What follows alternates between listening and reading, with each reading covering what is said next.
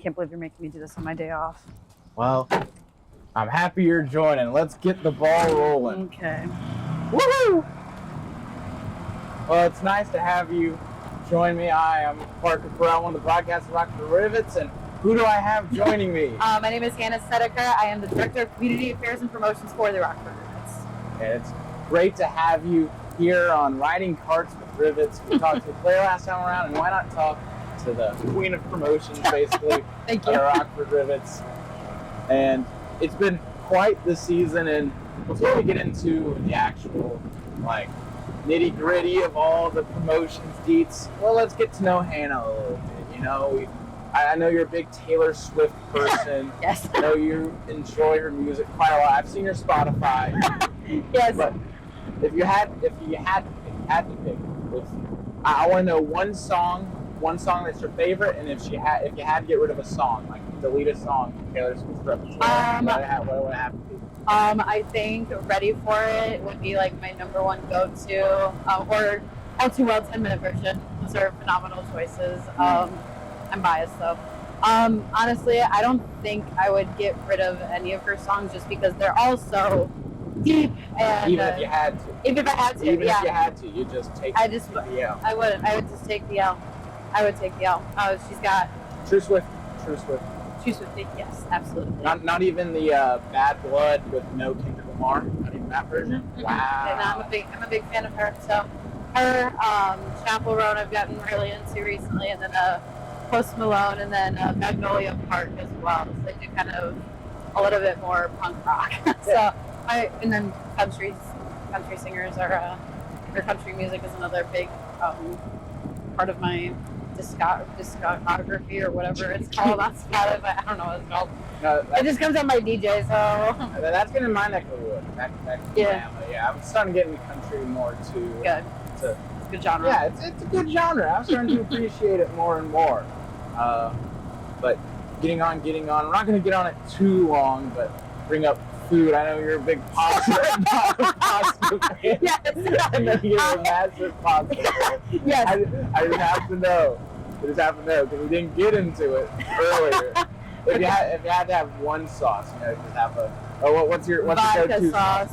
Yes. I've never had it before, a couple of years ago, but it's like my go-to. It's very good. Tomato sauce I get a little tired of, and cheese sauce is a little weird. Basic. Yeah, but it's just not basic enough. You know what I'm saying? Mm-hmm. It's just different enough. It is. Yeah, and we can talk about food for a while. Food's a pretty big thing here in Rockford. Yes. Love everything here so far.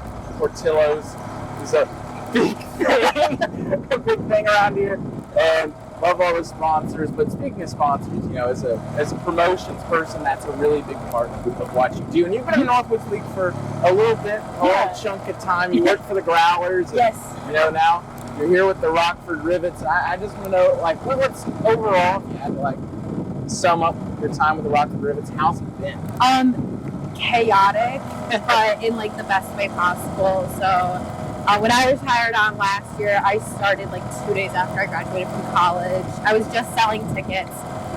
Then after the season was over, Todd and David and Steve realized that I would be really good at doing promotions, because that's what my internship with the Growlers was for, and then my first internship with Prospect League with the Lafayette Aviators was for. So they realized, maybe that might be a better fit for her, and I've absolutely loved it ever since. So it's just been getting a lot of new ideas going and get those on the field and executing them. But so far this year, we've added 5 or 6 different new games that we've never done before on the field. So it's been a ton of fun being able to help spearhead that and get the fans super involved and making sure that they're having a good time. No, I love seeing those new games out on the field. I know I'm in the press box, so I've always wanted to participate in one. And I just have to know, from all those new games they have, whether it's a Dizzy Bat, Flamingo Race, or catching the sacks with the butterfly net, which one would you dominate in? If you competed every single time, which one would you sweep the floor with? I think Dizzy Bat, just because I have a pretty good sense of balance. Even when spinning, I used to do cheerleading when I was super young. I did for 6 years, I think. So I had to be used to spinning around and getting thrown up in the air and everything like that. So I had to have a pretty good sense of balance. So I think I would pretty much dominate in that. Plus, not that I'm the fastest, but I think I'm pretty fast. So maybe if I can test it out one day, I don't know. I might do it. We'll see. Well, we'll have to see. Maybe we'll have a intern and supervisor 40-yard dash. That'd be awesome. Or Disney bat.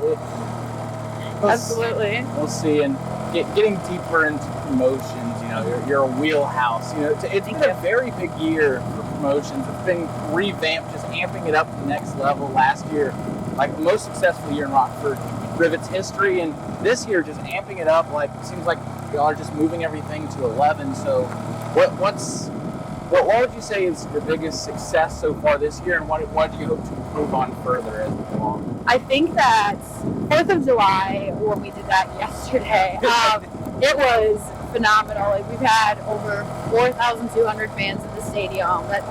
That's a number that I don't think the stadium has ever seen before for a baseball game, at least. So being able to say that we helped put that out, we had a phenomenal fireworks show, and just people genuinely having a great time. Being able to see that, just to be a small part of people's experience and like do little things like the in-game promotions and see people have fun with those, that